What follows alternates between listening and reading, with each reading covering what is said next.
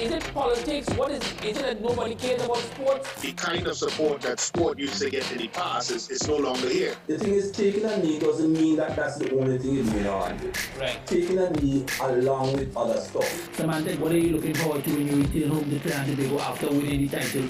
Thank you very much for speaking it into existence. Is it no pressure on Nicholas Moore? It makes me more motivated to work hard and to go there and grab the right and back. Why are we sending a team to the Winter Olympics? There are a number of Trinidadians who are in the diaspora and have grown up in winter sport. It's an opportunity that the Trinidad and Tobago Olympic Committee will not close the door. I also believe in the players that we have. Once you can motivate the players, you can get the best out of them.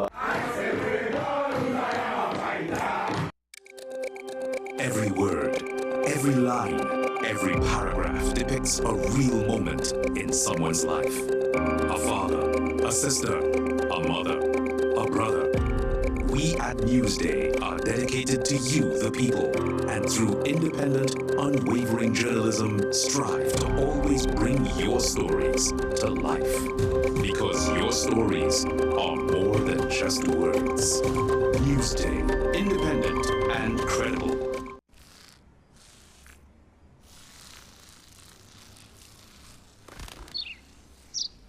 Maybe he landed here totally by coincidence. But if by chance he's admiring your fresh coat of Benjamin Moore soft sky blue, well, that's a pretty high compliment. Coming from an expert.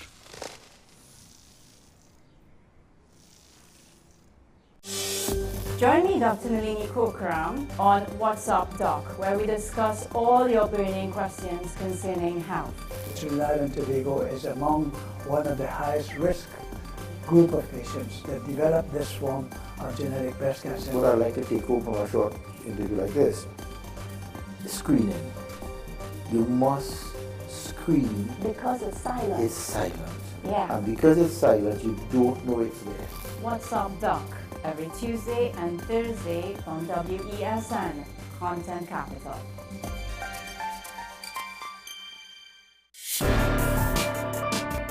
People really want to know, what about me? Where do I fit? Yes. What is in the ride for me in terms of a better Trinidad and Tobago? And I'm pleased to shed some light on that. The purpose of bail is to ensure your attendance at court. That's it. It is not punitive, it is not rehabilitative. We the police officers, we are professional, and we are here for whenever the survivor is ready to come forward. We have the right to private and family life, the right to religious freedoms and beliefs and thoughts and expression. But these rights are not absolute. Certain rights can be limited. The law is to govern the whole, it's for all of us in public.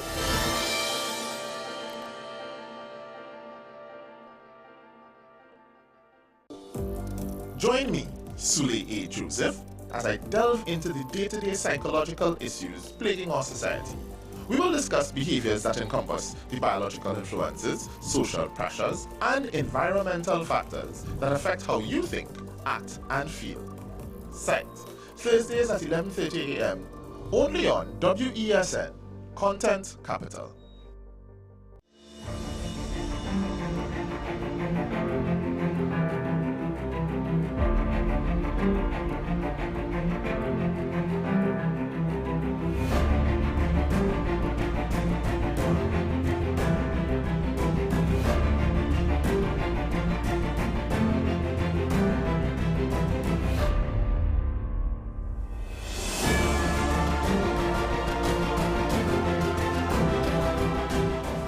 Simon's Musical Supplies Limited. We are the specialist in new and used musical instruments, carrying top brands like Yamaha, Pearl River pianos, vinyl and Sabian cymbals, Remo and Evans drumheads and Fender guitars, just to name a few. Also a wide assortment of music books, pan and accessories. At Simon's, we service what we sell. Trust the leader. Call us now at 625-6412 or visit us at 20 Board Street, Port of Spain.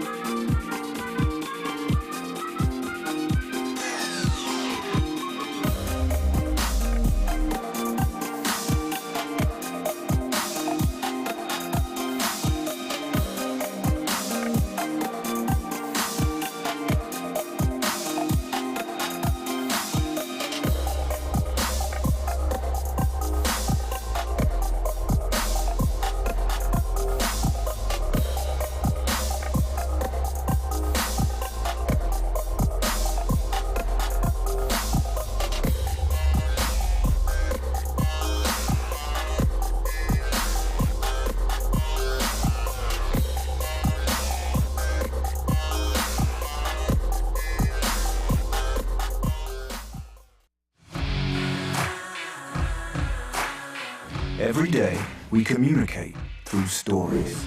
Stories of ourselves, our challenges, our goals, our experiences, and our aspirations.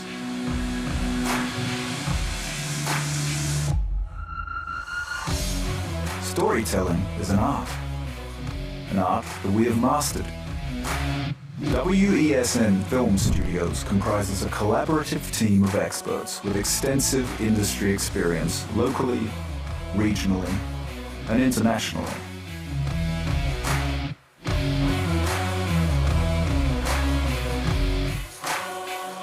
The ability of your business to successfully communicate with your preferred audience depends on the strength of the stories you tell.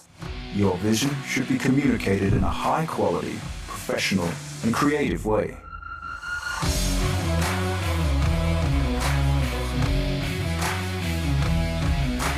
From concept to post-production, advertising to film, multi-camera productions, live events, streaming, and virtual conferencing, we are WESN Film Studio.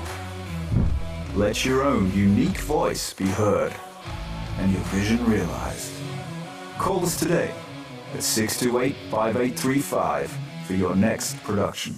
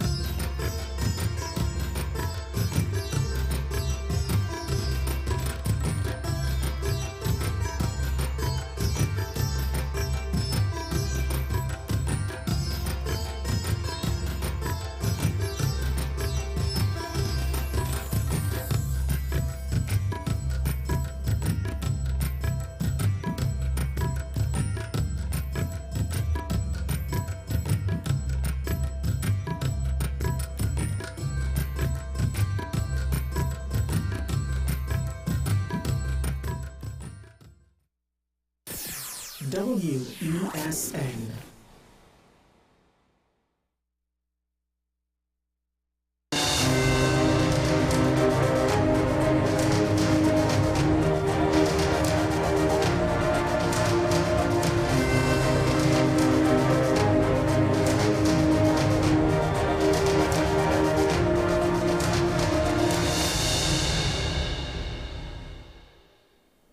Hello there and welcome to AM Prime on WESN Content Capital. I'm Keaton Shaw. Thank you very much for joining us today. We get straight into the program this morning. Well, this particular conversation that we're about to have may be disturbing, but to others it may not necessarily be surprising. Well, an average of 1,395 reports of child sexual abuse are made to the Children's Authority each year, and almost all of the perpetrators are known by the victims. From May 18, 2015 to September 30, 2023, members of the public as well as stakeholders made 10,811 reports of child sexual abuse. The greatest number of reports that were made were in 2020, which was 1,452. The lowest in 2018, 1,180. Well, let's expand on this a bit. I'm joined by head of the Gender-Based Violence Unit, Superintendent Claire Guiley. She's with us via Zoom. Hello there, and welcome to the program. Hi, good morning. And the unit is now named the Special Victims Department, which encompasses the Gender-Based Violence Unit, the Child Protection Unit, and the Sexual Offences Unit. Good morning to you and your viewing public. Good morning. Thank you very much. It seems as though I made a bit of a mistake there, but thank you very much for the correction nevertheless. In regards to the statistics shared this morning in my introduction, the greatest number of reports were made in 2020, which is the onset of the COVID-19 pandemic. But overall, the statistics, is this something that is rather surprising, alarming? Your reaction to the numbers?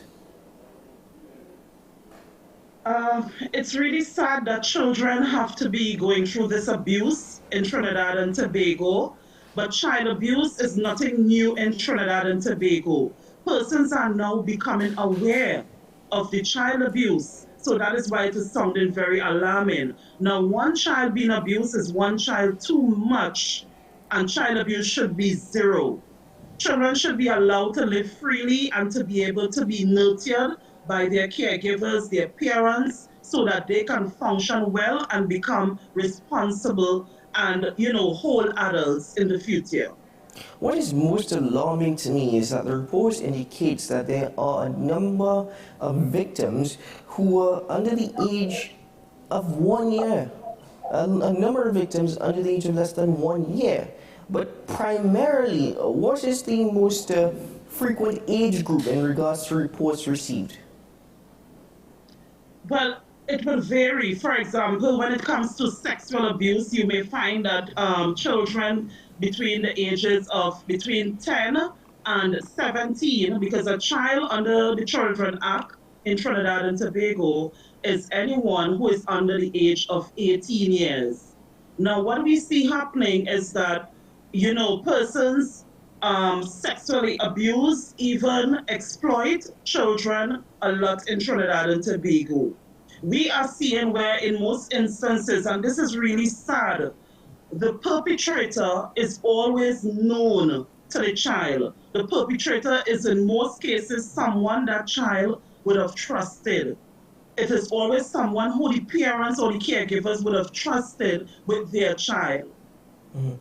And also, and I'll get back to that in a moment, because we're analyzing the statistics. In regards to rural versus more urbanized area, the majority of reports usually come from where? Well, we have it, it's very sporadic throughout Trinidad and Tobago. I would not say that a particular area is more affected than another. But what we see happening is that, child abuse is so prevalent and so pervasive. It's really sad. Mm-hmm. Really, really sad. Now, moving forward, Superintendent, do you believe that there's still a large member of the populace who simply do not know when or how to report on these crimes? From where I sit, when it comes to child abuse, a lot of people like to keep it behind closed doors and they do not like to report it. But the thing about it is that under the laws, certain persons are mandated once they have information that a child is being sexually abused, and it's just reasonable suspicion to suspect that a child is being sexually abused, you are mandated to report that sexual abuse. We have been conducting several outreaches throughout the length and breadth of Trinidad and Tobago. We have been in communities, we have been in schools, we have been in churches, we have been in ministries, informing persons of what is child abuse, because child abuse is not only sexual abuse. Child abuse has to do with physical abuse, emotional abuse, we have abandonment, we have neglect. So it's a wide range of offenses, a wide range of circumstances that occur with children that ought not to be happening, and the public is very much aware, but some persons just choose to turn a blind eye, or sometimes they even tell the children, do not say anything. Sometimes the perpetrator threatens the child or even threatens to harm a relative of the child. And that is why it is important that we create an atmosphere where children would feel comfortable coming forward and telling you when something is strange or something is wrong. Mm-hmm. In conducting an investigation, once a report is received, what are the first steps taken by the unit? Excellent question.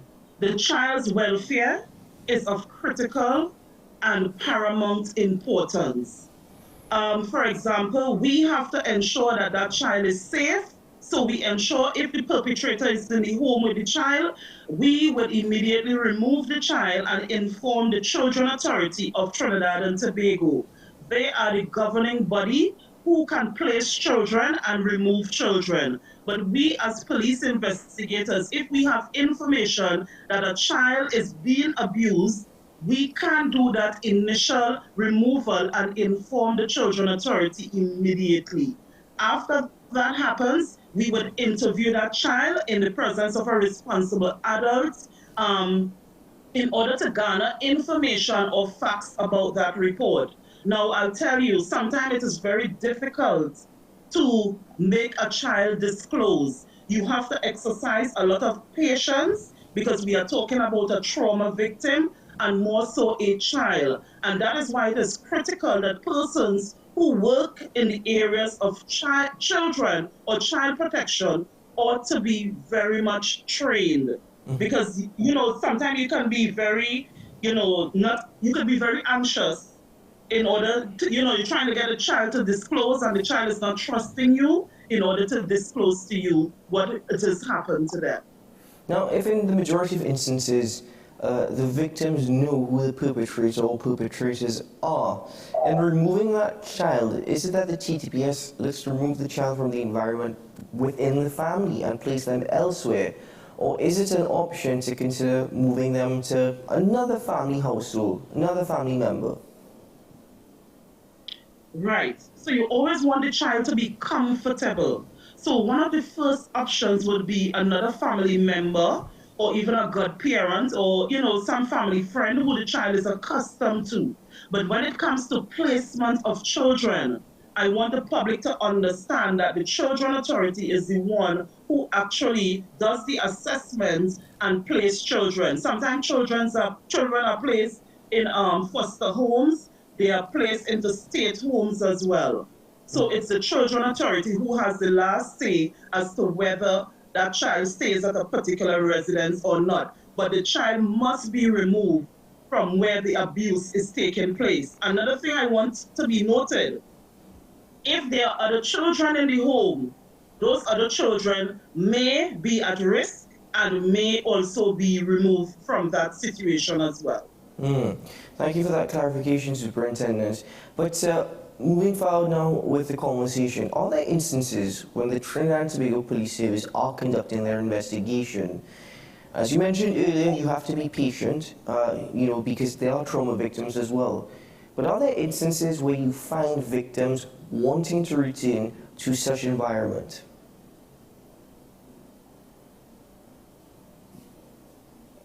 Are you still with us?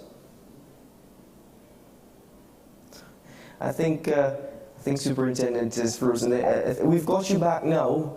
Can you hear me? I'm hearing you now. I wasn't hearing you before. Excellent. I was asking, because I know you've mentioned that the TTPS in conducting their investigation also had to practice a high level of patience because of the trauma involved as well.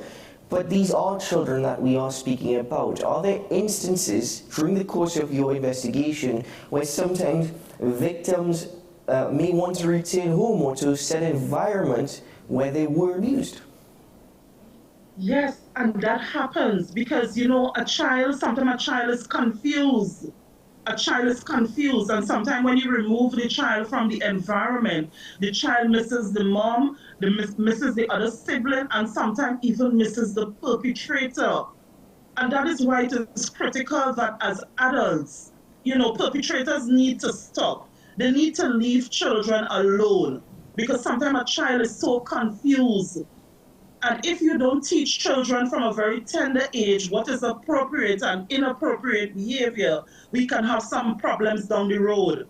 It is sad to say that sometimes we even see where in matters of sexual abuse, sometimes the child would not even want to disclose when they recognize that it's a police investigation and their father or uncle or brother may be arrested. Sometimes they recant and they change their story. And that is why it is critical that in these matters, these investigations, that the child is offered psychosocial support heavily so as to assist them in navigating the way through the entire process, because it can be a very confusing time for a child. Now, moving forward now, because I realize a large part of our conversation this morning actually focuses quite a bit on education, and as you've mentioned, the unit has been doing a lot in regards to education. On another platform here on this channel, we've been able to welcome Assistant Superintendent, Mr. Sheldon Roon, in regards to such a conversation. But also you said you're visiting schools and you are having such outreach programs. But a large part of it also focuses on adults. It seems as though adults do not know or truly understand how to communicate with their children in regards to what is right and what is wrong. And we are asking persons, seek help. Google is right there. We have the Children Authority. We also have the Victim and Witness Support Unit, because all reports are referred to the TTPS, Victim and Witness Support Unit, so that they can offer that psychosocial to the child and even the other siblings and the parents, the parent who is not the offender. We have instances where, it's sometimes children are going to classes. Children are going to classes and teachers are taking advantage of these children. We have grandparents who are perpetrators. We have perpetrators is from a wide range of society. And it's always someone that the child trusted. Which is rather sad. So, therefore, Superintendent, is it a matter of having to move away from that conversation of which people have grown so accustomed to? What is a good touch? What is a bad touch? There needs to be more elaborate conversations with children.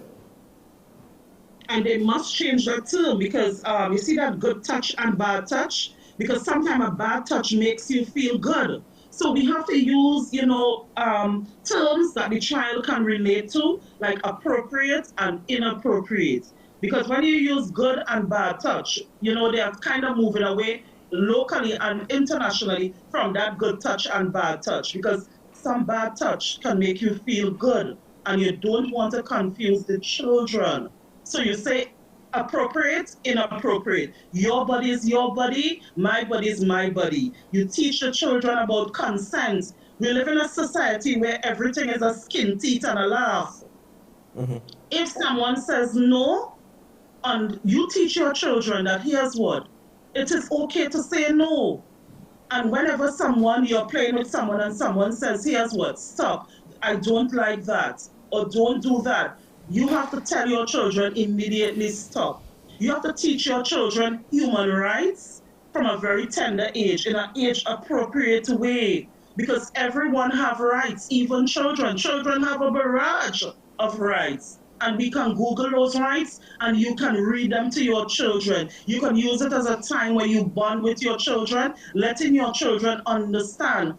Because we came from a culture where long ago, children have to hush up their mouths. Yes. Children don't have a say. We have since moved away from that. Children have rights and they must be listened. They have a voice. Changing the culture and mindset as well as a large part of it, yes. Isn't it indeed? But before we bid farewell, and thank you so much for your time this morning, maybe the victim doesn't know how to make the report, given the age or the innocence involved. But if a person is aware of abuse that is taking place, or they're not entirely sure, it's just an allegation involved, but there is some suspicion, what is required of them in terms of making a report? We are asking the public to be each other's keeper, be your brother's keeper. If you have the slightest inclination that a child is being abused, whether it's physical abuse, sexual abuse, abandonment, neglect, make a report. Make a report to the police. You can call 999-555-800-TIPS. If you want to remain anonymous, because really and truly, what we need is the information. And we will get to that child, interview that child, and establish what is happening exactly with that child. We need persons to stop turning the other cheek. If you see something, say something, do something. Let us investigate the matter so that children can grow up free of any crime against them. Can parents or guardians ever stop a child from talking to the TTPS, saying no, do not speak to them? What are the laws in place to say no? That is not true at all. We are allowed to speak to the victim. Well, you may be an aider and abettor if you don't allow the child to speak to us. Because if you are aware that a child has been sexually abused and you are obstructing the investigation, you can be held accountable. Remember, a child is under the age of 18 years old. You are a caregiver. You have a responsibility towards that child. If you know something is happening with that child, you have a responsibility to make a report under the laws. Parents, caregivers, social workers, you all have a responsibility. If a child discloses to you that he or she has been sexually abused, you must make contact with the police immediately. Doctors are also mandated by law. And you can do the moral and right thing. If you are aware, make a report. And I'm pleading again with perpetrators. Leave our children alone. Leave them. Leave them. Well, Superintendent, thank you very much for joining me this morning to expand on this conversation and once more to remind the public of their duties and responsibilities in protecting our children and raising them in a safe environment. Thank you very much. Do have a good day. Superintendent Claire Guyline, head of the Special Victims Unit, joining me on the program. Ladies and gentlemen, let's take a break, and when we're ready, we'll discuss some other topics that are happening here in TNT. We'll be right back.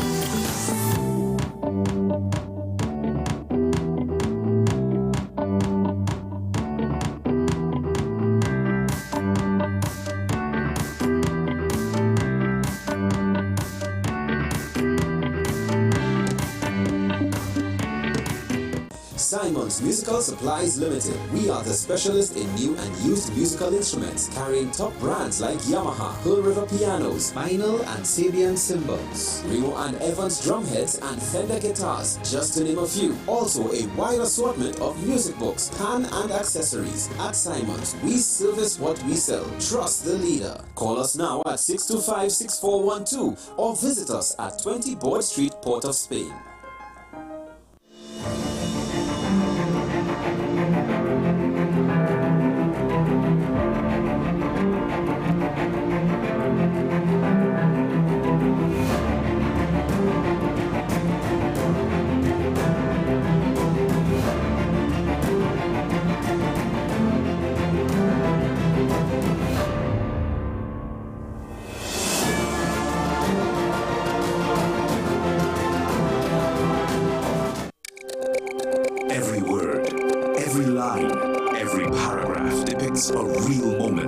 Someone's life. A father, a sister, a mother, a brother. We at Newsday are dedicated to you, the people, and through independent, unwavering journalism, strive to always bring your stories to life. Because your stories are more than just words. Newsday, independent and credible. What's the best way to grab the attention of viewers? Please exercise more patience. You have to be kidding me. Doing what we do best. I'll say at the very least it's a conspiracy of laziness against the people. Join me, Keaton Shaw. And me, Sean Michael Small, for Talking Point. Weekdays from 8 a.m. to 9:30 a.m. We go in-depth on the trending issues and engage the most controversial newsmakers as we get them to account to the people for their actions. You can't go to the government with nothing. You can't go to the cabinet with an empty hand, with a wish. I'm glad that we have it. This is a sober, mature discussion. In the present situation, I expect a continuation of the chaos. Join us for the discussion, Mondays to Fridays, only on WASN, the Content Capital. The issue, the continued rise in the price of flour and its impact on the cost of living in Trinidad and Tobago. How should we go about it? I want to ask you what has been revealed to you about the state of vulnerability in the country because of this exercise and because of what we're going through. Is the government losing the war on the vaccine front? The discussion should revolve around the common good for the greatest number of people in Trinidad and Tobago. How do we inculcate a sense of respect and regard for people who may not be of your own political ilk or persuasion? The communities are now being used by political opportunists. So when the tables are turned, it's the same way. Okay, this has been 10 questions. I'm Andy Johnson, and we'll see you next time. Bill and Ruth fell in love with the Benjamin Moore color Dry Sage, but they tried to match it using another brand's paint. I mean, it's close enough. Almost identical, really.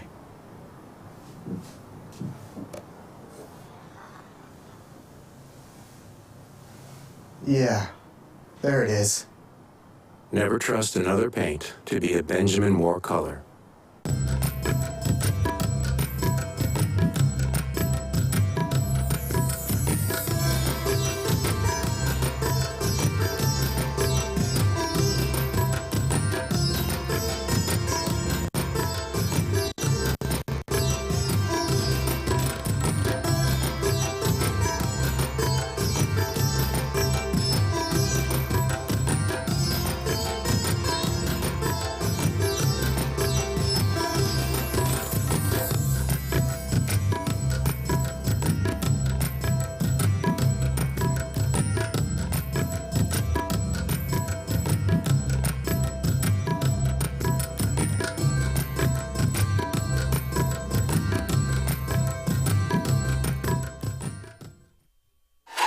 FanZone, your reliable, authentic supplier, has just gotten better. You can now visit our website www.fanzonett.com for your authentic wear and collectibles. The only place where you can use both your Visa debit and credit cards.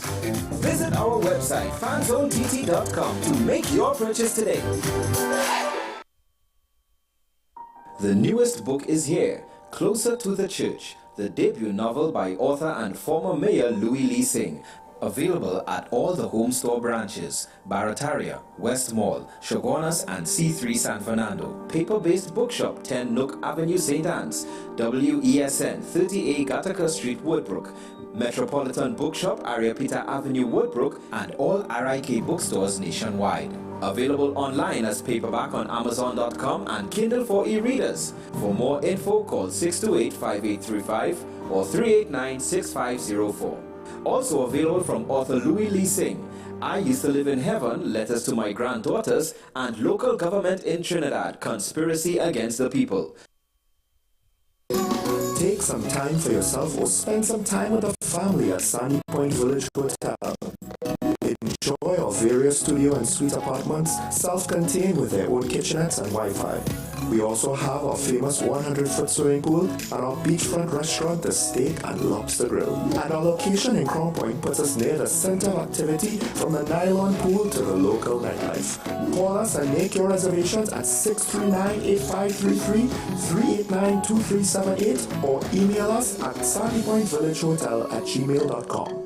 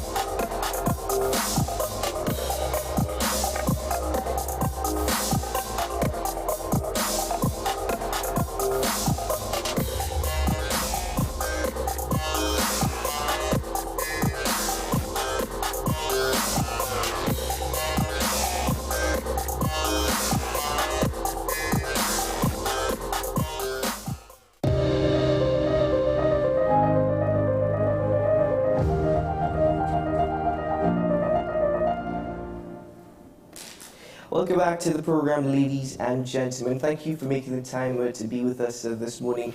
The Human Resource Management Association of Trinidad and Tobago presents its conference that is taking place at the Hyatt Regency in Port of Spain from the 7th to the 9th of November. So it's starting tomorrow. And this year's theme focuses on HR into the metaverse. Well, this morning I am joined by the president of the Human Resource Management Association of Trinidad and Tobago, Cavell Joseph St. Omer, as well as Mr. Colin Bengal. He's a strategic account executive for Latin America, Caribbean and North America at Horizons. Good morning. Welcome to the program. Thank you. Pleasure to be here. Thank you very much for joining us this morning on the program. Did I get that correct? Is it Horizons or HR Horizons? I used to say HR Horizons when I first joined the company, but actually it's Horizons. Okay, great. How it's pronounced. Didn't do too bad there then.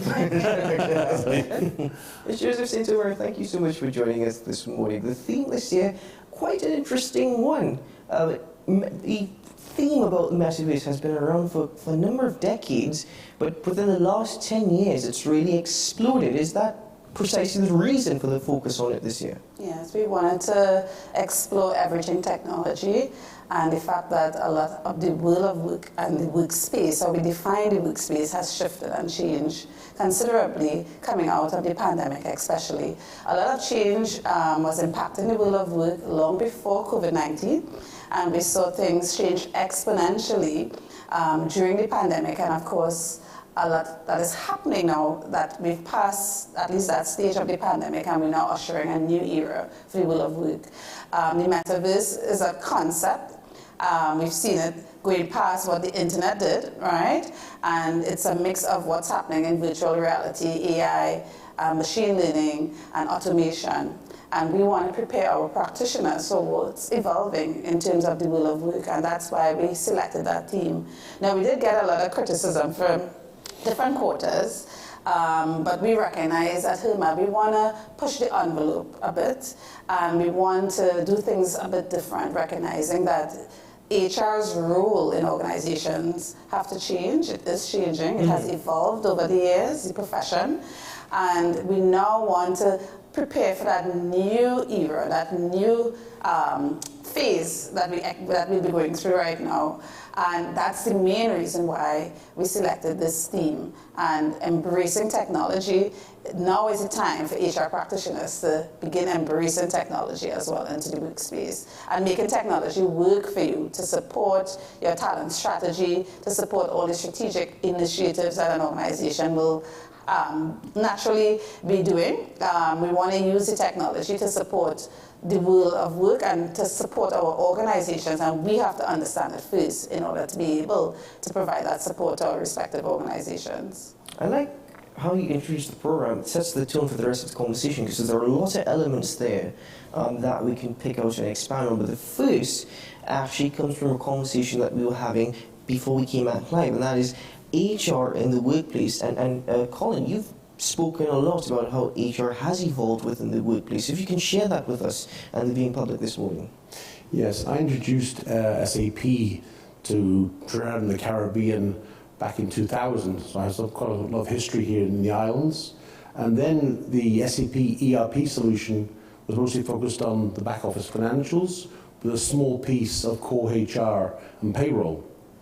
At the same time, in San Francisco, was a small company called SuccessFactors that was then evolving into the talent management workspace that then sort of built up a series of modules that SAP later acquired in 2012 and has now evolved that product called SAP SuccessFactors into a whole hire to retire suite from the core HR with the recruiting management and marketing and connectivity with the internet and attracting talent.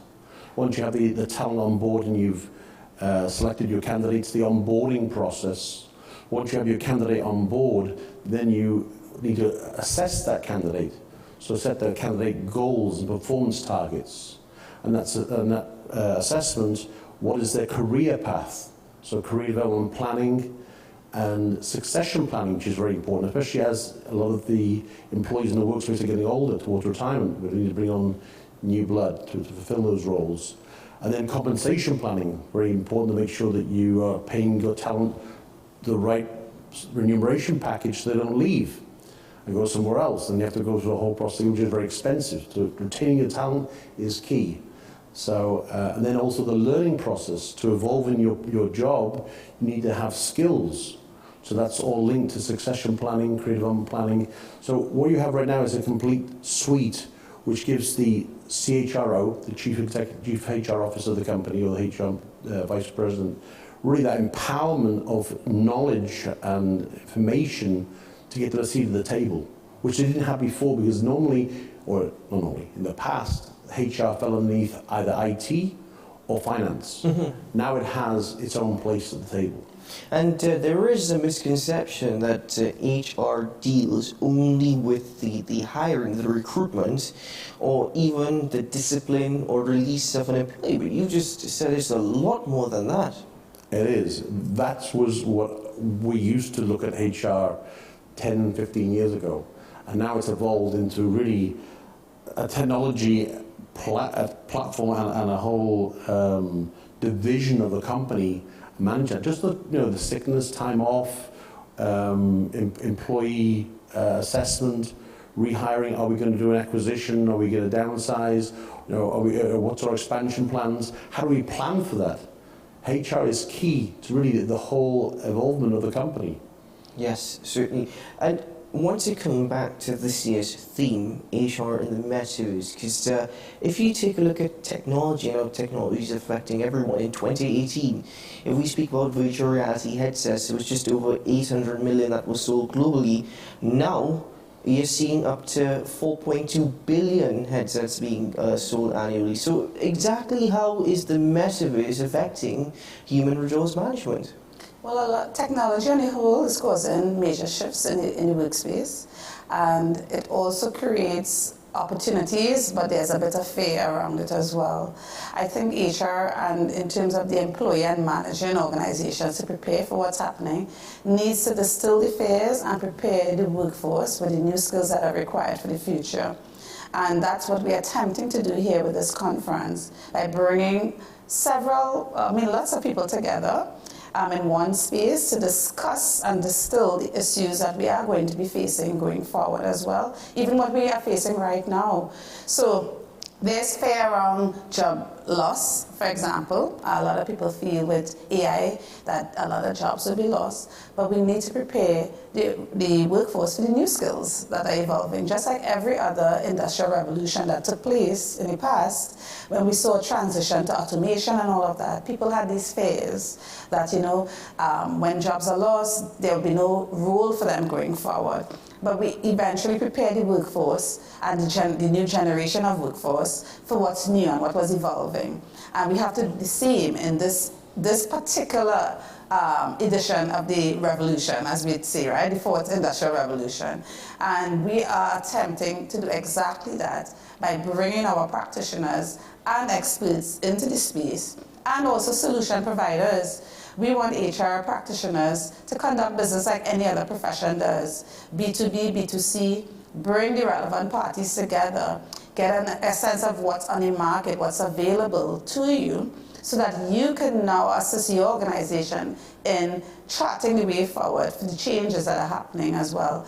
As Colin identified, the function of HR evolved over the years. You had this perception that we just here to hire and fire, and people would actually say that, oh, your job is just to hire and fire. No, my job is not that. Actually, it's a lot more.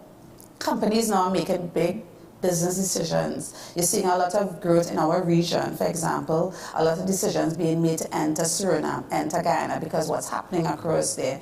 That in itself has people implications for it. What's the strategy for entering these new markets? Even if you go total greenfield, even if you were to partner, acquire equity in a local firm, you still have to have a strategy for the people, for the merger of different ideologies, right? And how do we even prepare for the cultural shift, for a new legal environment, for a totally different landscape?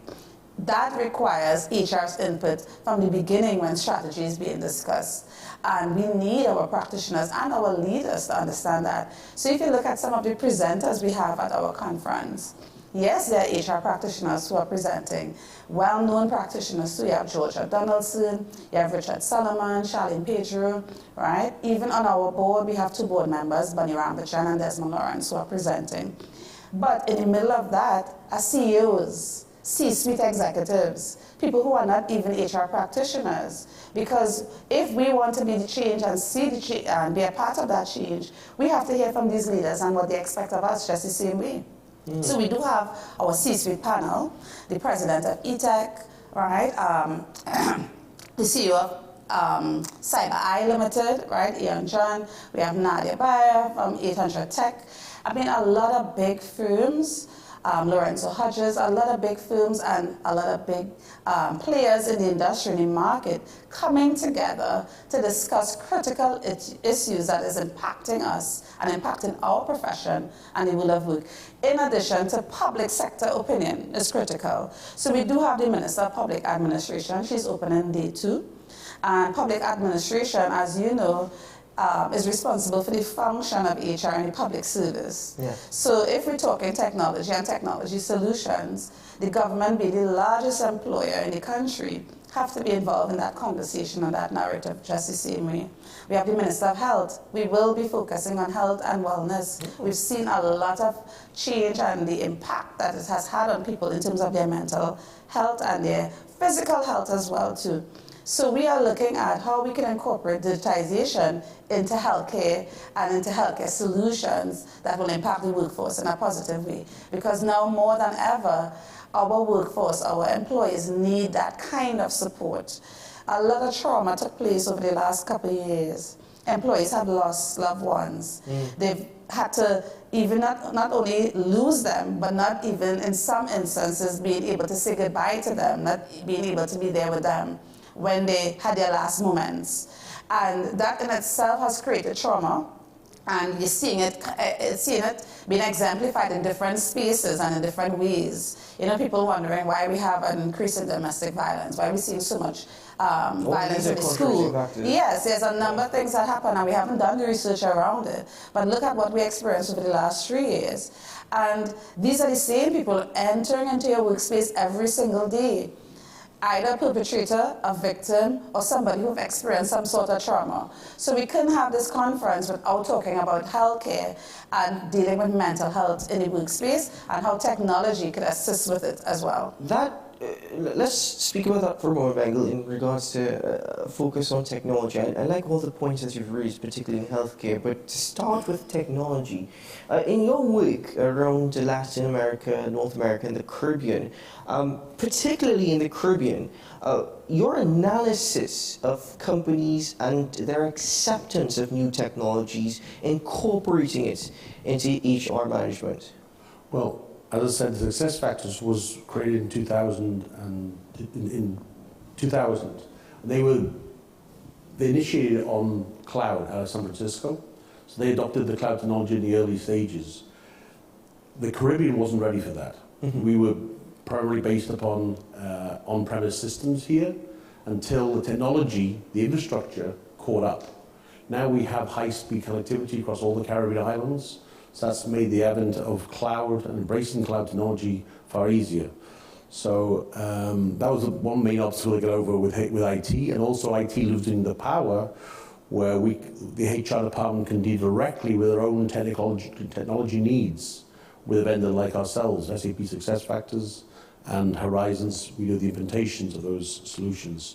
And also now mobile apps, your smartwatch, your smartphone, you can access all these modules via the smart app. So you can actually do the interviews over the phone, you can do your time off, sick leave, all through the mobile device. So yes, people are adopting technology now at a high rate. How does this affect equity in the workplace? People may not have the affordability or the availability of technology. They may not necessarily be able to afford it, or it's available to them. It's getting more affordable, and actually SAP is helping with that. Actually, on the smaller group of licenses are helping with the pricing in that area to allow companies that were small, medium-sized businesses to be able to embrace that technology. And also, by doing many thousand implementations, they've now incorporated best business practices inside the solution. So deploying the solution is a lot faster, and therefore more economical. And that also brings those best business practices to companies here in the Caribbean that may have been doing different processes their own way for decades. And this is the best way it's been proven to do it, most efficient.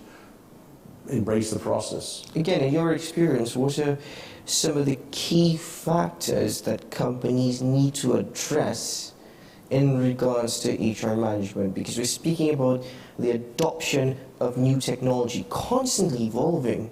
But what are some of the other key issues that need to be addressed? First of all, bring in HR directly. This is not an IT-driven solution for HR. It's a product that meets the HR needs. So let them have a voice on the requirements and what they are looking for, because with the solution that we offer many different modules. We can implement any module in any order. So really, what are the burning factors in that company? Listening to the needs of the company. So maybe that they're growing rapidly, so let's deploy recruiting first. No, we've got an issue with retention because other companies are poaching our staff. Well, let's look at goals, performance, and career development and learning to see how we can retain those staff.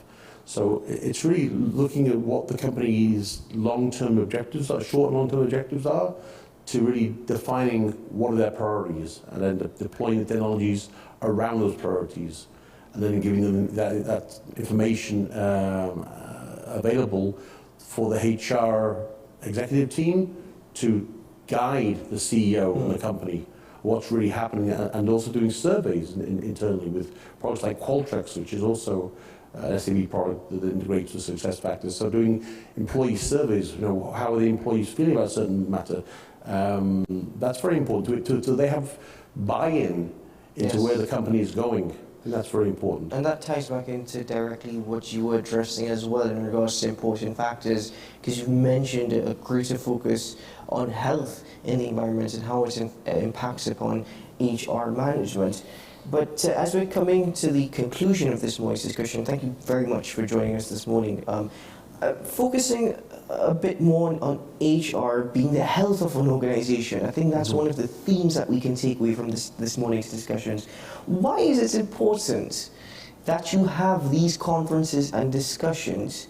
You're incorporating ministers, you're incorporating CEOs.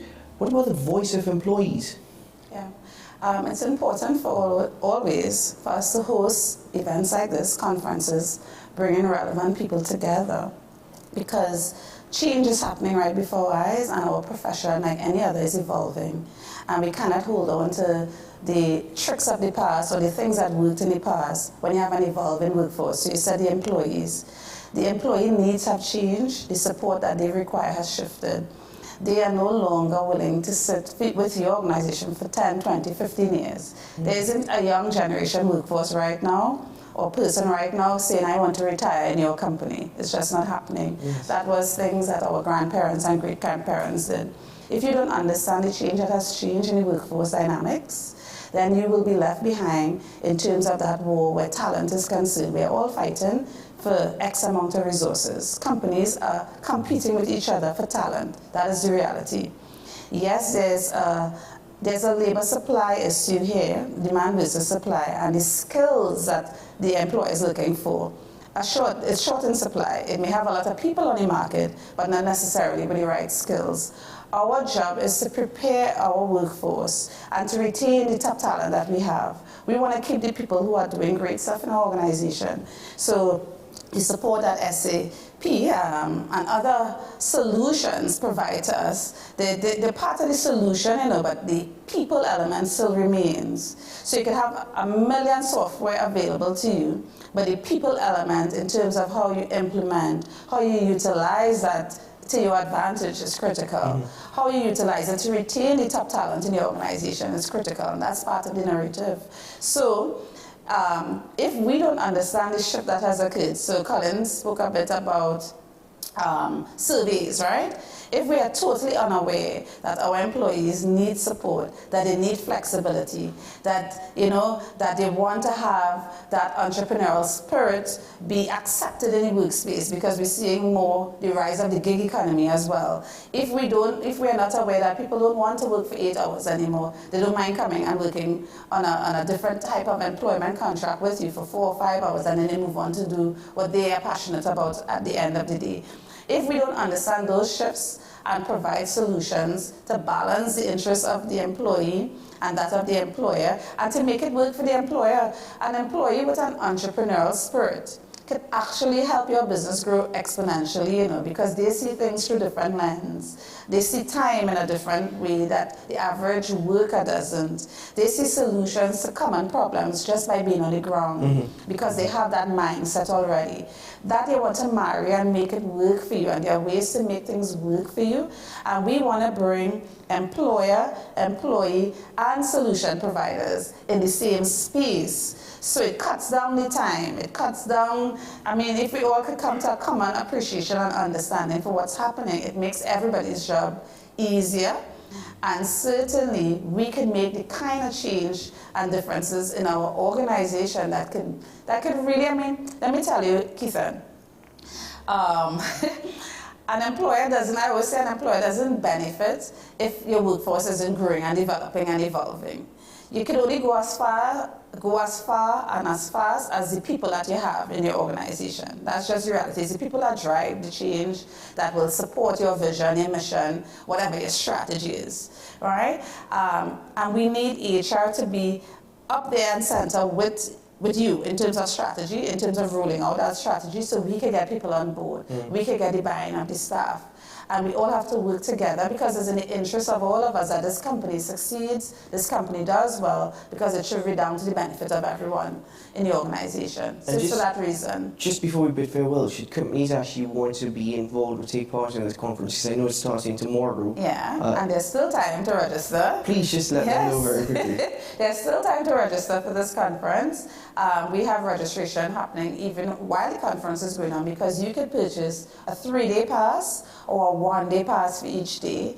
Plus, we do have our C-suite conversations that's happening on Wednesday. So if you just want to attend that alone, you could purchase a ticket for that. You can visit www.hermat.com, or you could find us on LinkedIn, Instagram, Twitter, and Facebook, where the link is available. Or you can contact our secretariat, 687-5522, to, of course, register and be a part of this conference. We've been encouraging all business leaders to not only to send their HR practitioners, but anyone who is managing people in an organization should be a part of this.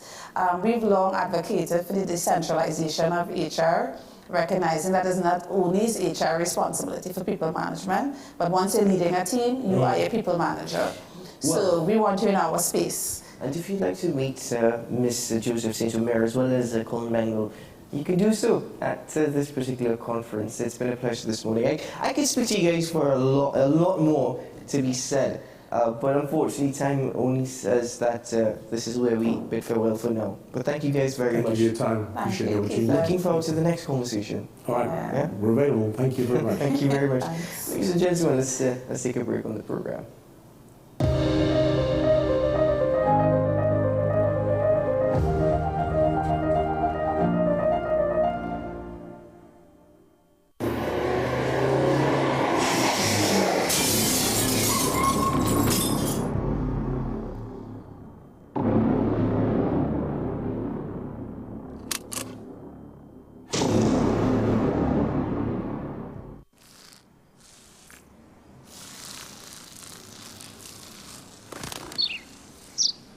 Maybe he landed here totally by coincidence. But if by chance he's admiring your fresh coat of Benjamin Moore soft sky blue, well, that's a pretty high compliment. Coming from an expert.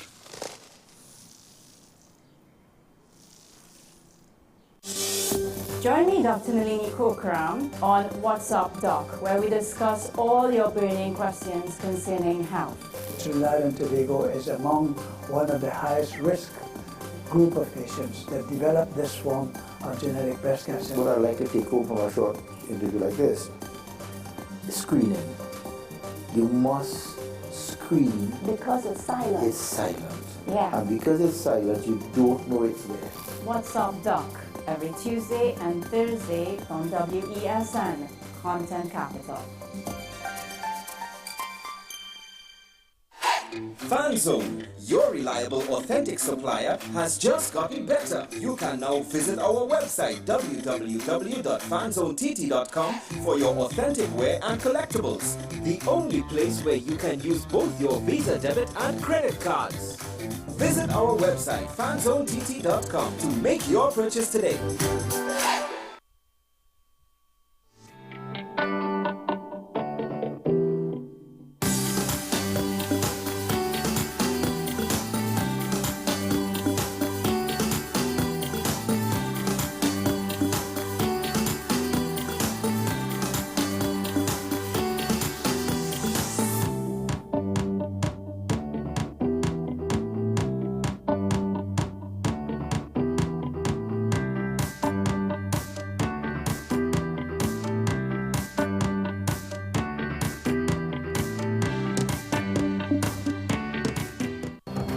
The issue, the continued rise in the price of flour and its impact on the cost of living in Trinidad and Tobago. How should we go about it? I want to ask you what has been revealed to you about the state of vulnerability in the country because of this exercise and because of what we're going through. Is the government losing the war on the vaccine front? The discussion should revolve around the common good for the greatest number of people in Trinidad and Tobago. How do we inculcate a sense of respect and regard for people who may not be of your own political ilk or persuasion?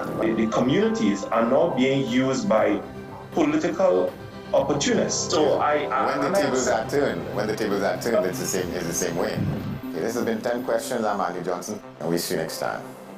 My name is Carl Media. I'm the founder and the host of Ever Increasing Voice Ministries. Join me every Saturday and Sunday on WESN, this powerful station, at 9 a.m. on Saturdays, 1 p.m.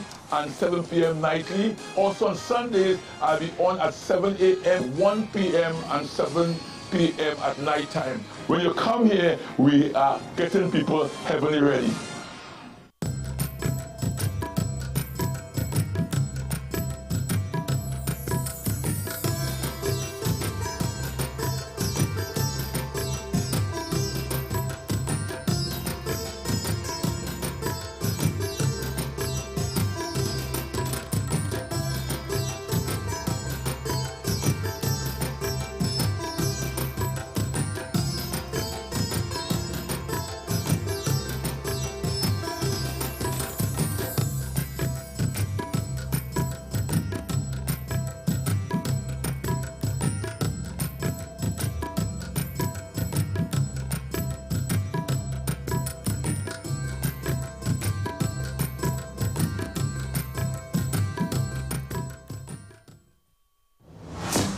Is it politics? What is it that nobody cares about sports? The kind of support that sport used to get in the past is no longer here. The thing is, taking a knee doesn't mean that that's the only thing you're doing on. Right. Taking a knee along with other stuff. Samantha, what are you looking forward to when you return home to Trinidad and Tobago after winning the title? Thank you very much for speaking it into existence. Is it no pressure on Nicholas Ball? It makes me more motivated to work hard and to go there and rep the right and back. Why are we sending a team to the Winter Olympics? There are a number of Trinbagonians who are in the diaspora and have grown up in winter sport. It's an opportunity that the Trinidad and Tobago Olympic Committee will not close the door on. I also believe in the players that we have. Once you can motivate the players, you can get the best out of them.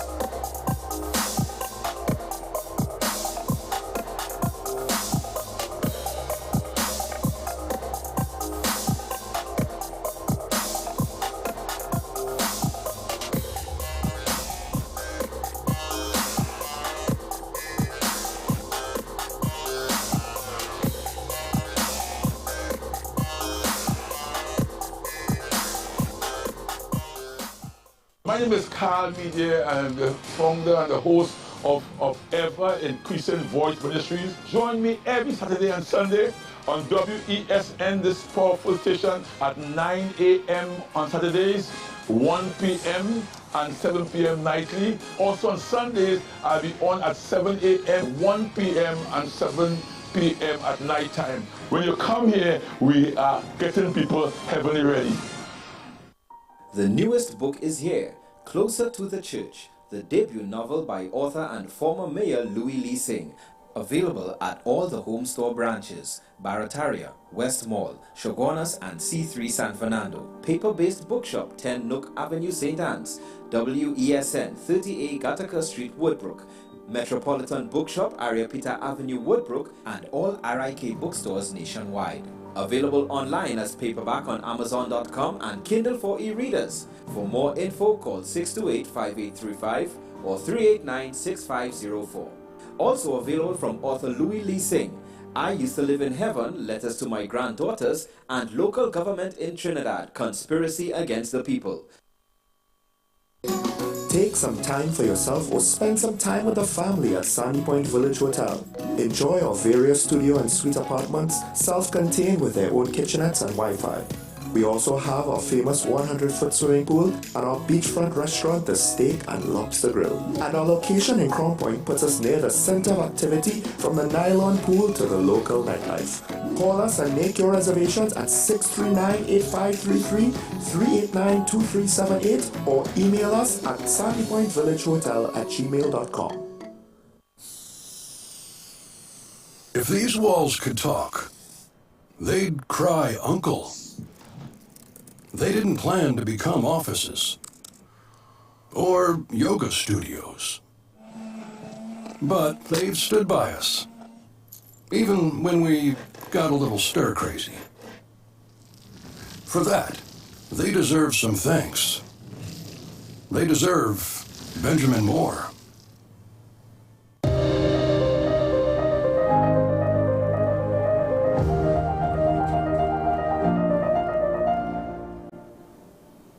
Welcome back to the program, ladies and gentlemen.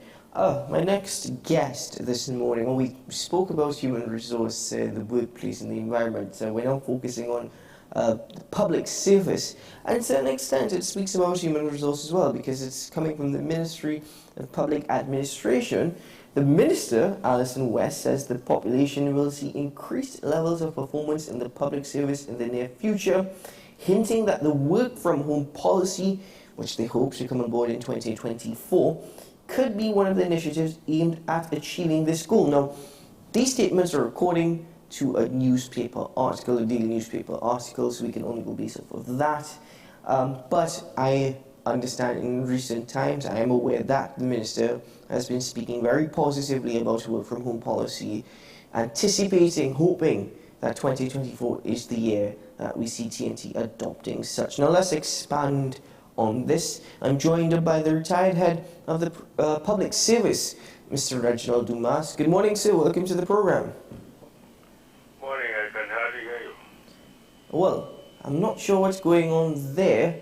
I hope the connectivity gets better as the conversation progresses. Could you hear me any better now? Well, I just increased the volume on the phone, so I can hear you a bit better.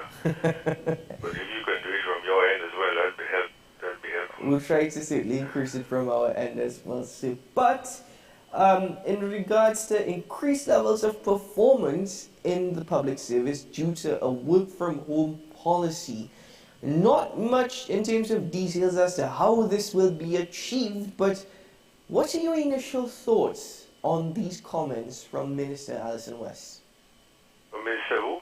Alison West, Minister of Public Administration. Well, as I recall, she was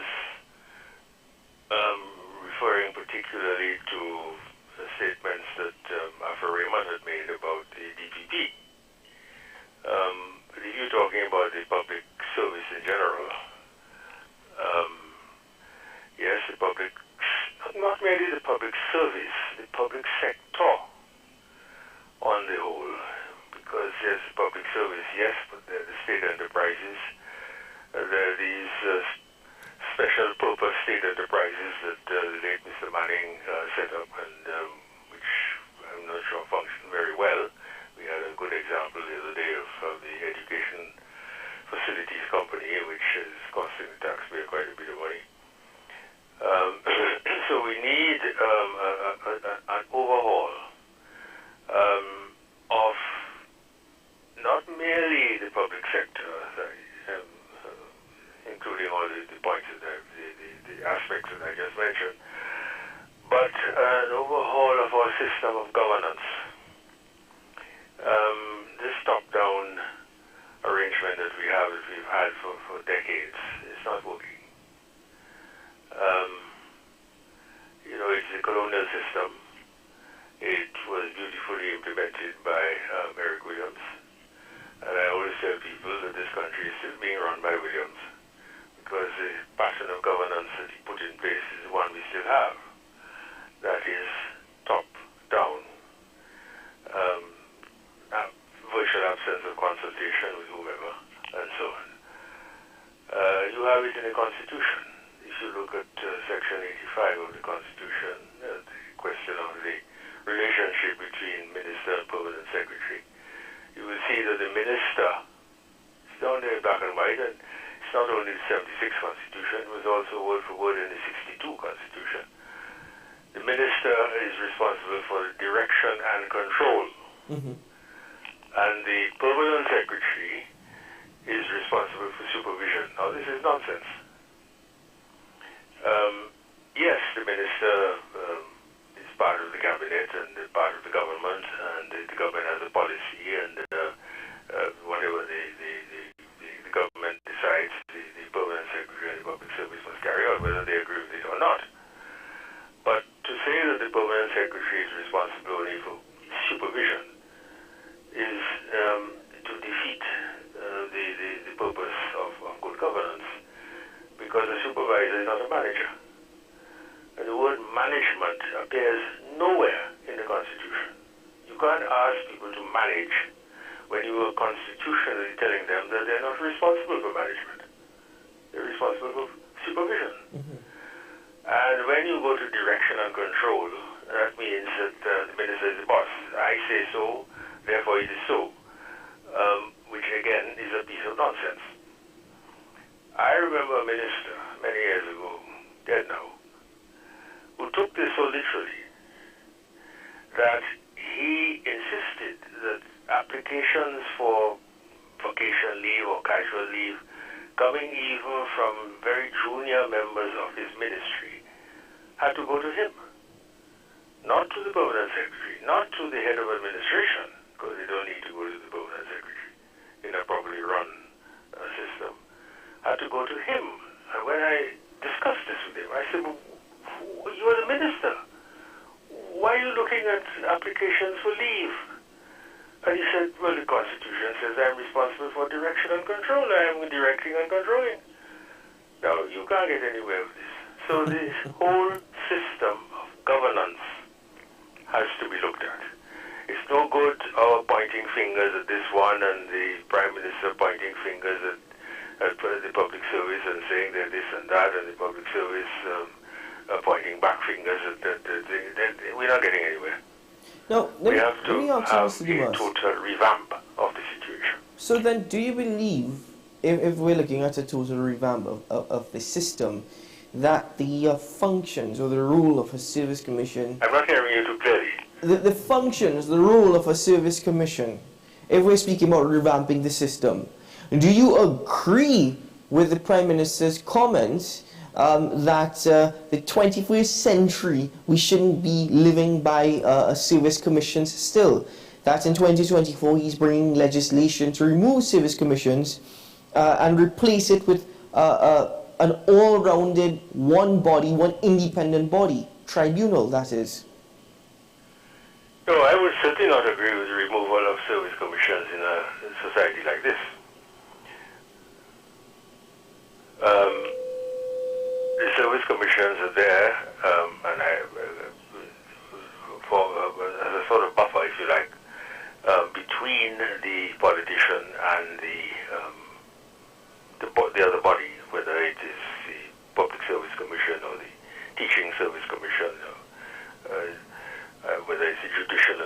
Service Commission or Statutory Authority Service Commission, whichever. Because in the small society, like this one, a little over 1 million people, people tend to go berserk over power and control. I just mentioned the issue of direction and control.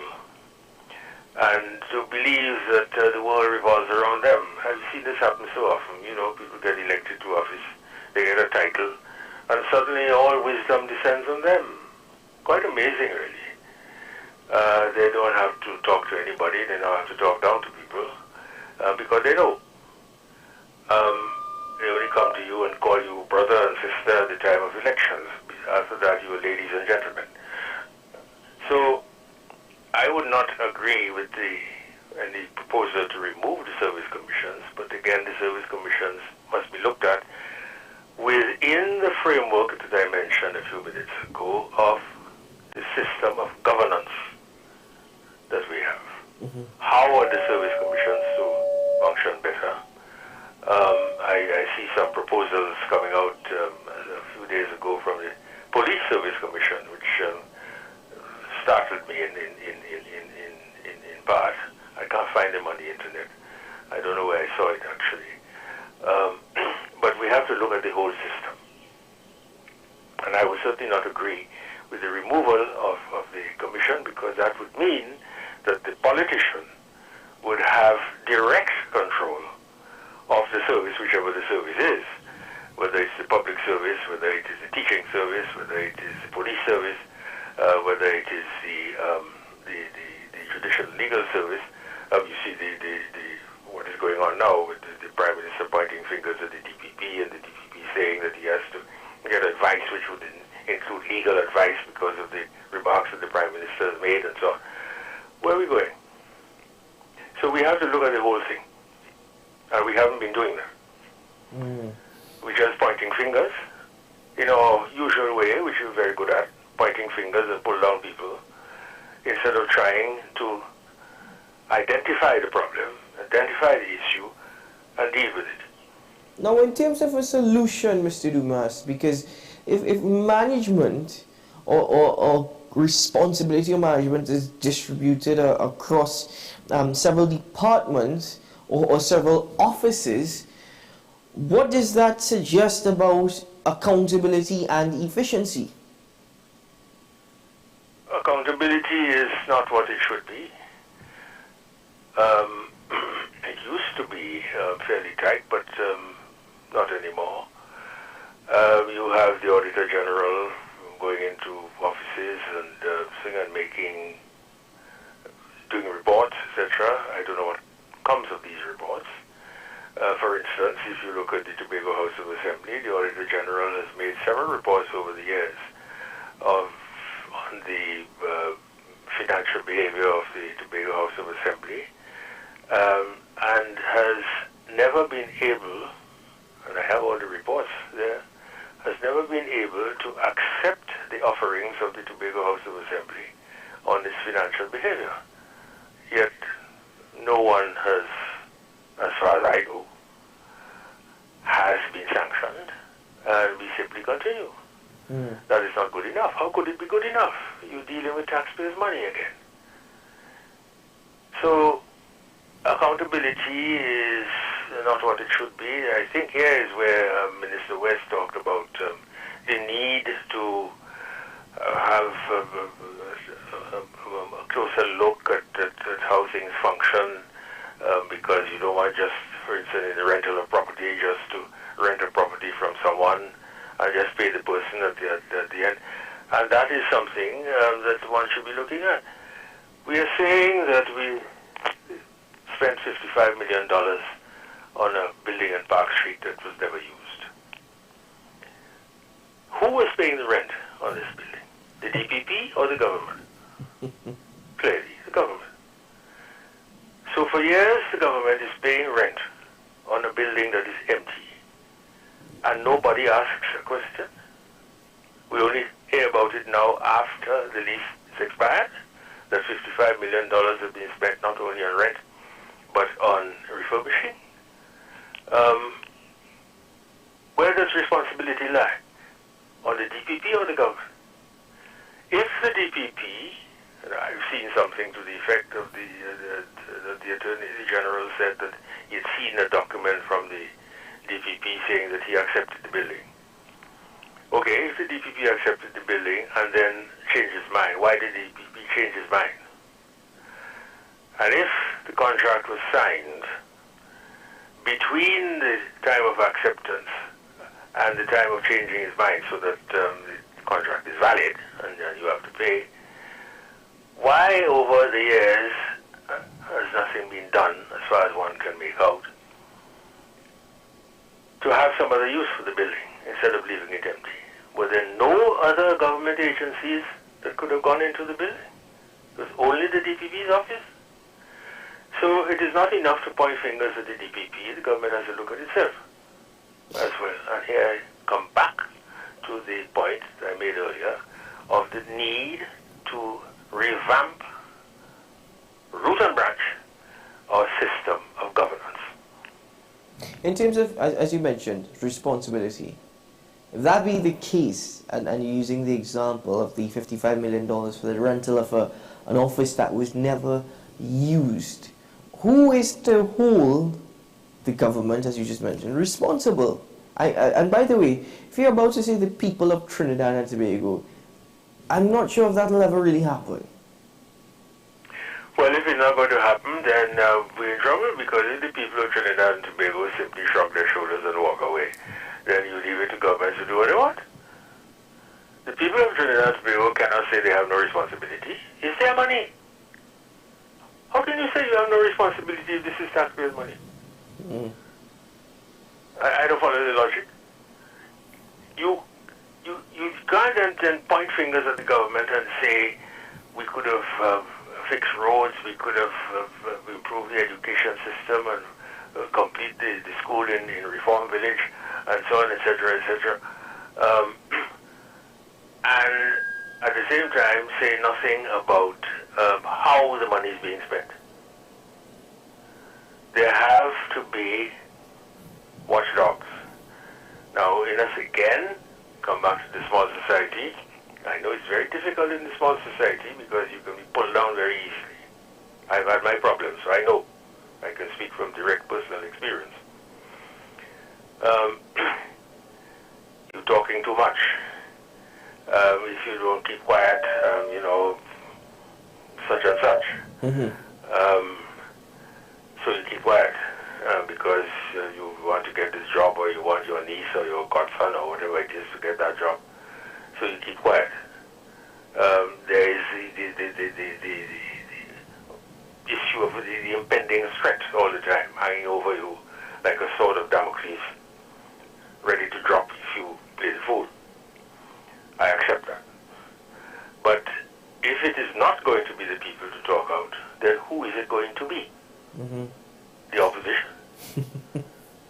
Mr. And does the opposition behave any differently when it is in office? The reason why I said I'm not sure if that will ever happen is because, and not to dive too much into the political landscape that is Trinidad and Tobago, is that oftentimes, Mr. Dumas, we hear about the public complaining and we hear about the dissatisfaction, but we tend to forget about these things. So this morning we're having this conversation about management, we are having this conversation about responsibility, and other wonderful terminologies that apply to professionalism and discipline within the workplace. But we have a short memory span here in TNT. I agree. And therefore, how do we point fingers at people? I'm saying that the fault is ours. I agree with you. Yeah. You can't have your cake and eat it. I have written, I don't know, I mentioned Section 85 a few minutes ago. I first raised that matter when George Chambers was Prime Minister. And I said this section has to be altered because it is having a negative impact on the behavior and the work of the public service. And it seems as when Chambers was Prime Minister. And I've raised it with every single Prime Minister since. And what has happened? Nothing. I have written articles. I have spoken to people. Nothing happens. Mr. And Dumas? if I go to the opposition, and whichever the opposition might be at any particular time, and say, look, such and such, the next thing I will hear is that I am playing political games, and therefore I should not be taken seriously, because I have joined the other side, and so on, because you're very good in this society at cutting people down, as you know. And the thing just falls flat. So I accept what you say. I'm not in any way disagreeing with you that the fault lies with us. Well, Mr. Dumas, that's the time for this morning's conversation. Thank you very much, nevertheless, and it's always a pleasure having these conversations with you. Though how at times it may seem and sound very unfortunate, nevertheless, for raising these issues, I appreciate your time and even sharing your experiences with us. Thank you very much. Do have a good day. Bye-bye. Mr. Reginald Dumas, a former head of the public service here in Trinidad and Tobago.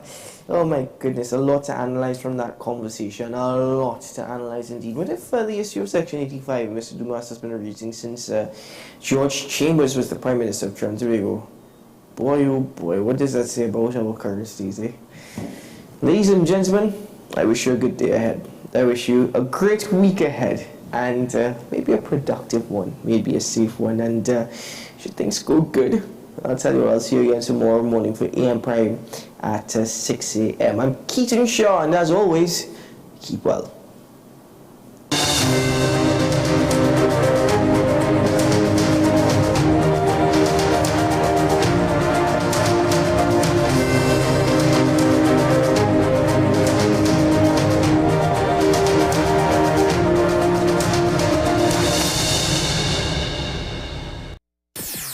WESN.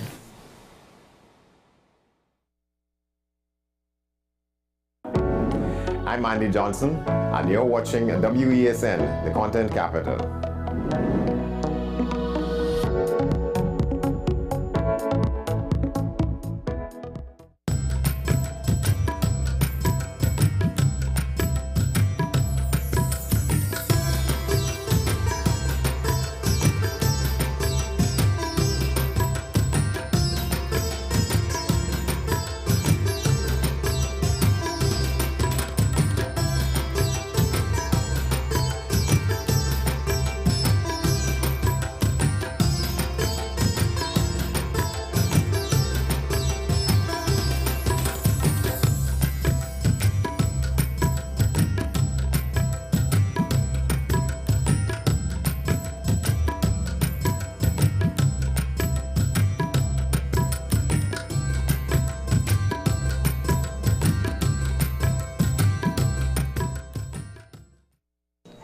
What's the best way to grab the attention of viewers? Please exercise more patience.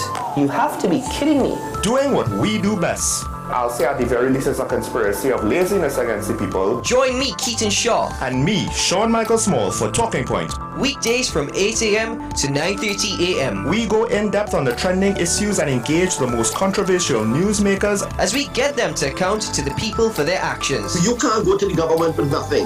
You can't go to cabinet with an empty hand, with a wish. I'm glad that we're having this a sober, mature discussion. In the present situation, I expect a continuation of the chaos. Join us for the discussion, Mondays to Fridays, only on WESN, the content capital. Is it politics? Is it that nobody cares about sports? The kind of support that sport used to get in the past is no longer here. The thing is, taking a knee doesn't mean that that's the only thing you're doing on. Right. Taking a knee along with other stuff. Samantha, what are you looking forward to when you return home to Trinidad and Tobago after winning the title? Thank you very much for speaking it into existence. Is it no pressure on Nicholas Ball? It makes me more motivated to work hard and to go there and rep the right and black. Why are we sending a team to the Winter Olympics? There are a number of Trinbagonia who are in the diaspora and have grown up in winter sport. It's an opportunity that the Trinidad and Tobago Olympic Committee will not close the door on. I also believe in the players that we have. Once you can motivate the players, you can get the best out of them. The newest book is here, Closer to the Church, the debut novel by author and former Mayor Louis Lee Singh. Available at all the Home Store branches, Barataria, West Mall, Shogunas and C3 San Fernando. Paper-based bookshop 10 Nook Avenue St. Anne's, WESN 30A Gattaca Street Woodbrook, Metropolitan Bookshop Ariapita Avenue Woodbrook, and all RIK bookstores nationwide. Available online as paperback on Amazon.com and Kindle for e-readers. For more info, call 628-5835 or 389-6504. Also available from author Louis Lee Singh, I Used to Live in Heaven, Letters to My Granddaughters, and Local Government in Trinidad, Conspiracy Against the People. We are WESN, the premier platform for Caribbean content. WESN, covering West, East, South, and North. WESN, we entertainment, sports, and news. WESN, available on Greendot 7, Amplia 118, Airlink 17, Bmobile 107, Digicel 21, ICNTT 105, and Flow 110. Connect with us at WESNCC or stream online at www.wesncc.com. WESN, your premier platform for Caribbean content.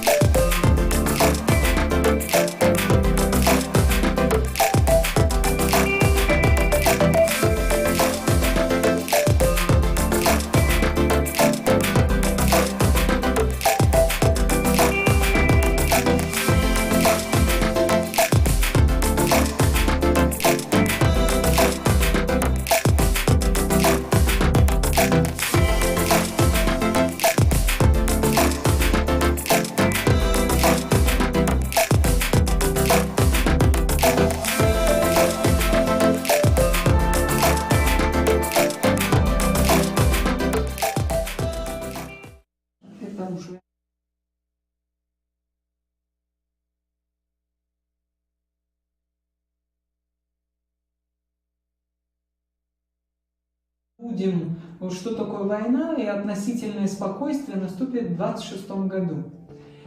То есть, как вам сказать, я не могу назвать точную дату и точный день, но я могу пойти в будущее вперед на 2 года, на 3 года и просто как бы почувствовать запах, послушать небо, есть ли там ракеты, и летают ли там самолеты.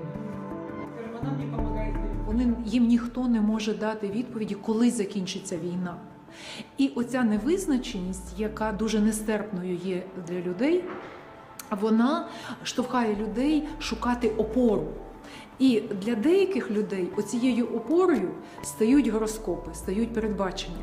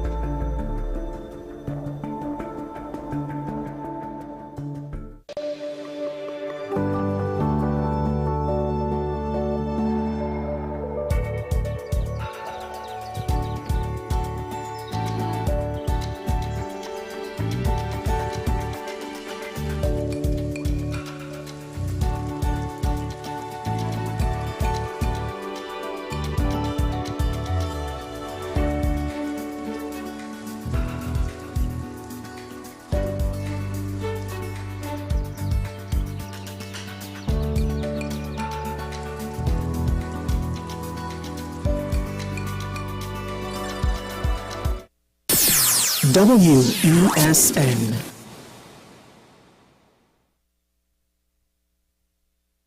Diwali Passport, brought to you by the National Gas Company of Trinidad and Tobago and Chatak Food Products. It comes naturally to us, unstoppable energy. We share it. We use it to live better. We are manifesting a green and sustainable future.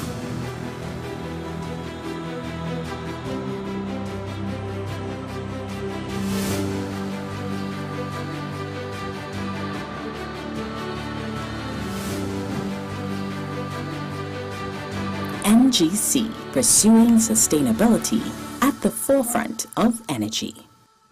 When it comes to Pira and Laddu, I just use Chatak's Laddu and Pira Mithai Mix. It's a combination of traditional ingredients in one pack.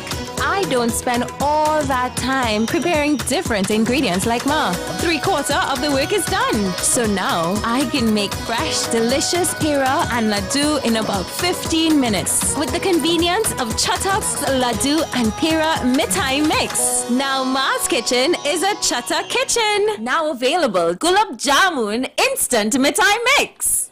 The Festival of Lights glows once again in many nations. Let's take a trip and find the interesting variations. Some are quiet and simple, and others filled with family and friends. Join us now for Diwali Passport on WESN. After exploring Southeast Asia, let's go to the southern tip of the African continent and visit South Africa. South Africa has 3 capital cities. The executive is Pretoria, the judicial Bloemfontein, and the legislative capital is Cape Town, the largest city being Johannesburg. With a population of 60 million, this country has the largest Indian city outside of India, Durban. This bustling port city was once home to a young lawyer by the name Mohandas Karamchand Gandhi. Almost all of South African Indians are either Hindu, Muslim, or Christian. Due to the majority of the Hindu population, a number of Hindu festivals are celebrated here. The Diwali celebrations are more or less the same to that of India. Most of the Hindus here are from Uttar Pradesh, Gujarat, and Tamil Nadu in India, and continue to follow their regional variations of Hinduism. A quick trivia here. All over the world, Diwali is observed on the day of Amavasya, or the new moon, the 15th day of the month of Kartik, starting at the end of the crop season. It is often associated with wealth and happiness. It's standard practice around the world for Hindus to perform their own rituals at home in their private temple setting. Also, the usual cleaning, decorating, and sharing of meals and sweets with friends and family is a must. However, one of the main highlights of Diwali in South Africa is the Durban Diwali Festival, similar to Trinidad's Diwali Nagar. It's hosted by the South African Hindu Mahasabha and is free to the public. The event features shopping stalls with household merchandise, clothing, jewelry, and more, plus entertainment and a food market. It even has an on-site temple for devotees wishing to pray. The main stage features music and dance performances with hits from both Bollywood and Kollywood, which is the Tamil language film industry. Surprisingly, they also feature their own local chutney songs. And by the way, the South African Hindu Mahasabha also hosts the Diwali festival in Cape Town. And both these events attract people from all walks of life, races, religions, and cultures. Indian curry is popular at Durban's Diwali festival, and the city's signature dish is called bunny chow, which has nothing to do with rabbits at all. It was originally made by indentured laborers and features a hollowed-out bread filled with savory vegetarian or meat-based curry served with sliced carrots, onion salad, and chili. A big part of the weekend is the colorful floats procession, with over 24 floats moving through the streets of Durban to the old Durban Drive-In. This is followed by a youth program featuring bhajans, dances, and the float procession prize-giving ceremony. Those interested in the more devotional aspects of the festivities enjoy satsangs and special prayer events. In spite of all the excitement for South Africans during this time though, they are not fortunate to have a national holiday like other places. In fact, many Hindu officials argue that after more than 160 years of Indian presence in South Africa, Diwali is still not recognized as a public holiday, and so many Hindus are unable to celebrate in the full and proper manner. And that's our look at Diwali in South Africa. I'm Shamji.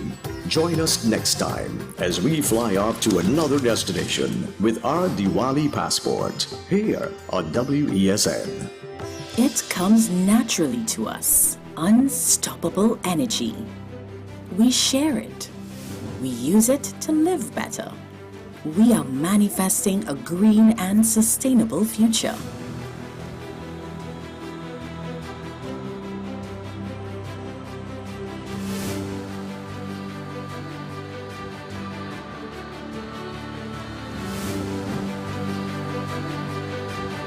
NGC, pursuing sustainability at the forefront of energy.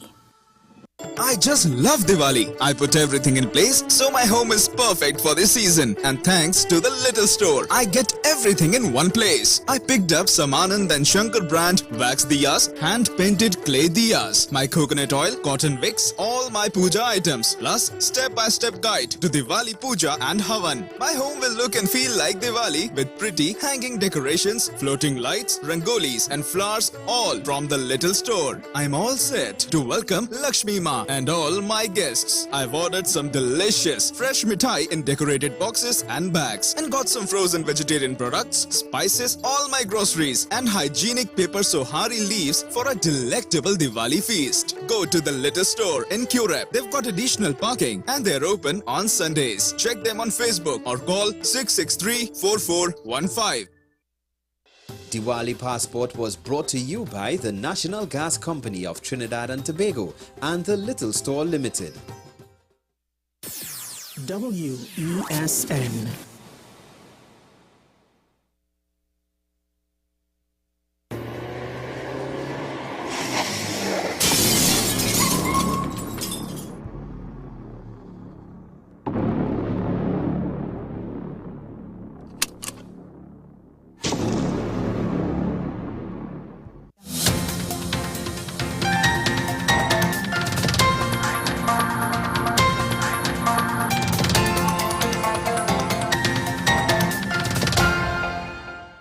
Here is the WESN News on the Hour. I am Sarah Ali. Thanks for joining us. Here are the headlines. Whilst working to restore pipeline in Valencia, fishermen engage in productive stakeholder consultation for fisheries management bill. And internationally, Tyson Foods recalling over 30,000 pounds of chicken. Now for the details. The Ministry of Agriculture, Land and Fisheries kick-started its stakeholder consultation on the Fisheries Management Bill yesterday at the Bagatelle Community Centre in Digomartin. Dozens of dedicated fishermen attended to share their insights and concerns on the proposed bill. Ministry officials were equally engaged, actively listening to the fishermen's feedback and offering valuable insights in return. Maracas Beach became a hub of enthusiasm as Special Olympics Trinidad and Tobago launched its beach games with a spectacular Olympic torch relay. In keeping with tradition, SOTT athlete Michael Williams passed the torch to Fire Officer Leanne Hazard, while Beverly Reed Samuel, Deputy Permanent Secretary of the Ministry of Sport and Community Development, officially inaugurated the Games. The event saw spirited participation from athletes representing Lady Ho Choice School Gasparillo, Lady Ho Choice School Pinal, the National Center for Persons with Disabilities, and a dedicated team of independent athletes. The Water and Sewerage Authority is working to restore a pipeline supply of water to Valencia residents after a cutback in their water supply due to reduced rainfall over the past 4 months. In a statement, WASA said customers in the extremities and elevated areas of Valencia were impacted by the cutback in production at the Hollis Water Treatment Plant and Quebuses Station. The company said every effort is being made to deliver a pipe-borne supply over this coming week. Internationally, American meat processor Tyson Foods says it is recalling around 30,000 pounds of chicken nuggets after metal pieces were found in the product. The firm said the voluntary recall is out of an abundance of caution. The nuggets were produced at one facility and shipped to distributors in 9 U.S. states, including Alabama, California, and Illinois. The U.S. Food and Safety Inspection Service said it had received one report of a minor oral injury. The FSIS said anyone concerned about an injury or illness should contact a healthcare provider. Well, that's news to the hour on WESN. I am Sira Ali. Thanks for watching.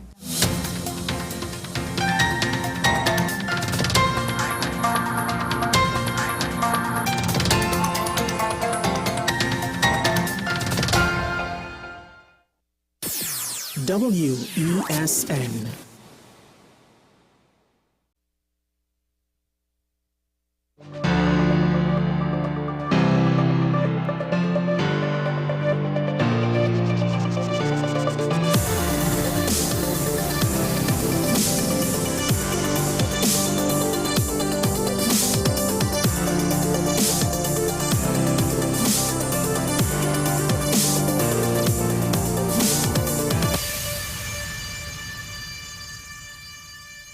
Good morning, folks. This is Talking Point here on WESN, your content capital. Sean Michael Small, once again before you to speak about the issues of the day.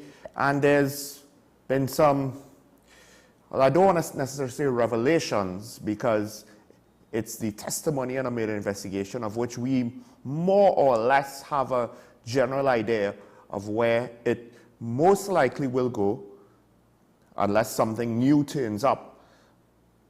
But it's still, to some extent, new to me, the actual details of the testimony, and potentially it speaks to some of the problems ongoing, some of the concerns that we may be having for quite some time here in the country as we continue to try to grapple with a whole host of problems, from economic to social, education, cultural, and of course crime.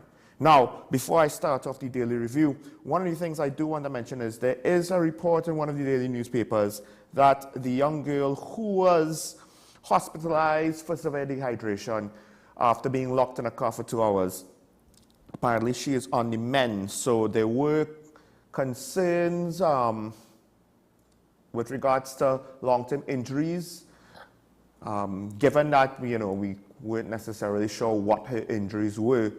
However, hopefully she will be fine without any serious and long-term health effects. But I want to get straight into that story. So we'll start off this morning's daily review.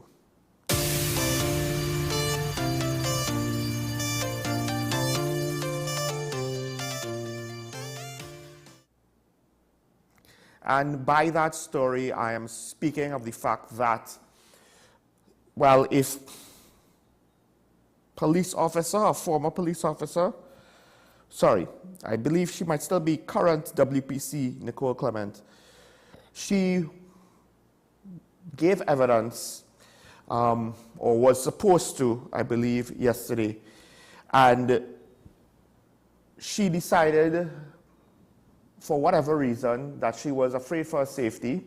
So perhaps the threat were people associated with the accused, or perhaps there were further threats, because in a situation like this, sometimes you might experience the ire of the crowd, of anonymous people, not just people involved with the case, people who might have an opinion and might have a strong opinion on what's going on.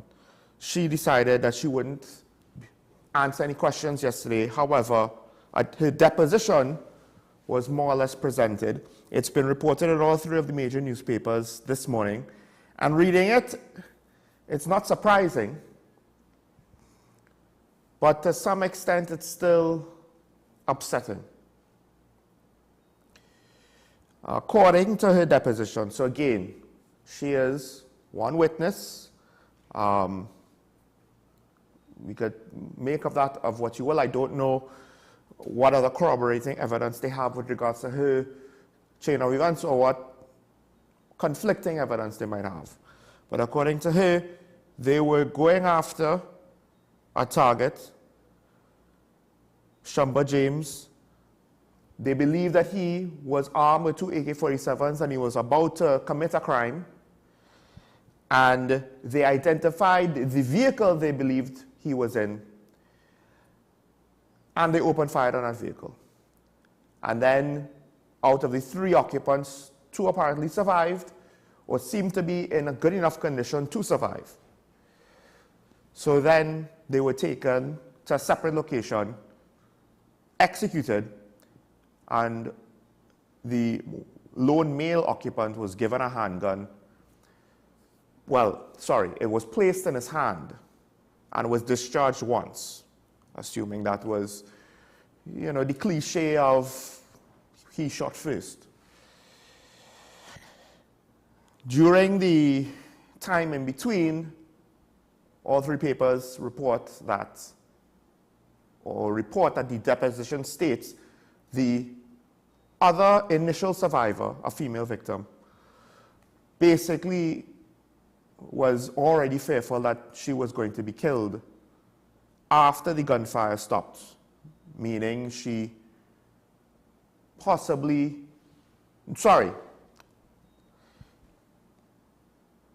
she also said that it wasn't us you wanted, it was James, and he was in a car that went up the road. But she did also ask if they were going to kill her. She was afraid of the very thing that eventually, potentially, happened to her. There was also an interesting statement. All 3 papers reported, so I believe this should be in the deposition. Again, it is a witness's deposition from March. We will assume it is true, but it is a single witness, that apparently one of the officers, I think it might have been one of the senior officers amongst those charged, no. Well, one of the officers amongst those charged, not necessarily senior, basically relayed the fact that a senior superintendent, if anything goes wrong, they will take care of the mopping up exercise. And then she went on to further clarify to say that it meant if anyone was killed, they see about covering the police. Now, the irony, of course, is this is technically what I have been calling for, more transparency. What's going on in the case? How far is it progressing? You know, the irony, of course, is the details could anger the public and cause a backlash when the reality is those who are guilty, or at least those who pull the triggers, are now facing trial. The one question I have is with regards to the veracity of the statement that one Glenn Singh apparently related information from a senior superintendent Baldeo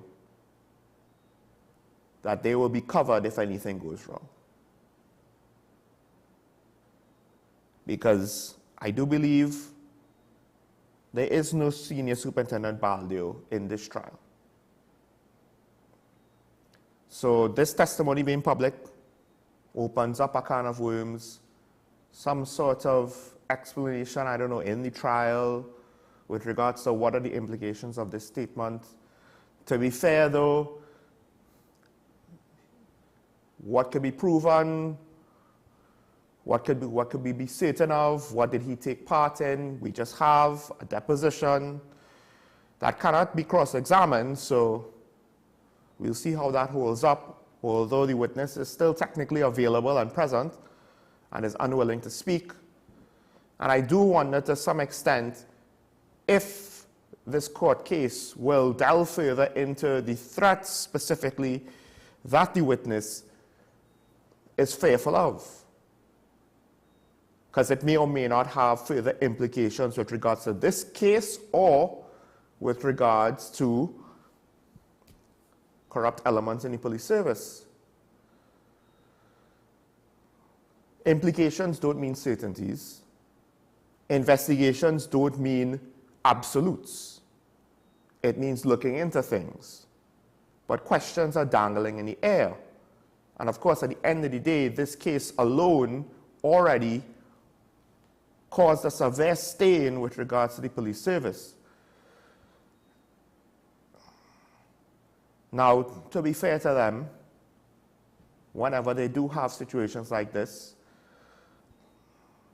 actions have been taken, and court matters and investigations and charges, all of that has taken place of the cases we know of.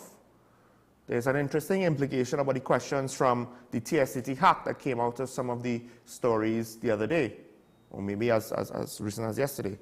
And that is with regards to the observation of one telecom security expert.